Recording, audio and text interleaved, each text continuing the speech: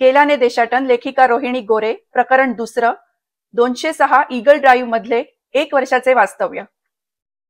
22 मे 2001 रोजी संध्याकाळच्या सुमारास आम्ही आमच्या अपार्टमेंटमध्ये प्रवेश केला। या अपार्टमेंटच्या शेजारच्या अपार्टमेंटमध्ये एक भारतीय कुटुंब राहत होते।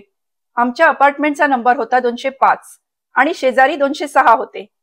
ईगल ड्राईव्ह नावाचे हे अपार्टमेंट कॉम्प्लेक्स विद्यापीठाच्या चालण्याच्या अंतरावर होते।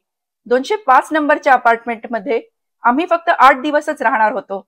त्यानंतर आम्ही 206 मध्ये जाणार होतो। तसे म्हणायला गेले तर 206 हे आमचे अमेरिकेत आल्या महिनाभराच्या आत दुसरे स्थलांतर। 205 मध्ये आल्यावर अमेरिकेतल्या घरी राहण्याची सुरुवात झाली। 206 मध्ये तमिळ कुटुंब राहत होते। ती मैत्रीण मला म्हणाली, आज रात्री तुम्ही आमच्याकडेच जेवा, दुसऱ्या दिवशीपासून तुमच्या घरात तुमचे नवीन रुटीन सुरू करा। त्या दिवशी रात्री आयते जेवण मिळाले ते एका दृष्टीने बरेच झाले।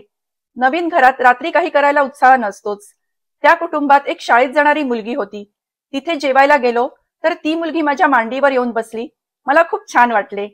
तिने जेवणही छान बनवले होते। पोळी भाजी बरोबर तिने डोसाही बनवला होता। तसे अमेरिकेत आल्यावर 8 दिवस आम्ही प्राध्यापकांच्या बंगल्याच्या शेजारच्या छोट्या बंगल्यात राहत होतो, पण तिथे भारतीय जेवण नव्हते। त्यामुळे या मैत्रिणीच्या घरी घरचे छान जेवण जेवल्यावर बरं वाटलं। जेवण करून घरी आलो। पिवळ्या बल्ब मधले मिणमिणते दिवे आणि जागेमध्ये एकही फर्निचरचा तुकडा नाही। हे अपार्टमेंट फर्निश्ड नव्हते। तिथल्या अपार्टमेंटमध्ये 2 प्रकार असतात, एकतर फर्निचर असते नाहीतर अजिबात नसते।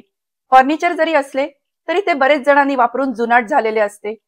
झोपायचे होते पण गादी नव्हती। या घरात राहायला येण्याआधी प्राध्यापक ॲलन मर्चंट यांनी आम्हाला सॅम्स क्लब मध्ये नेले होते। सॅम्स क्लब हे अमेरिकेतले अवाढव्य दुकान आहे।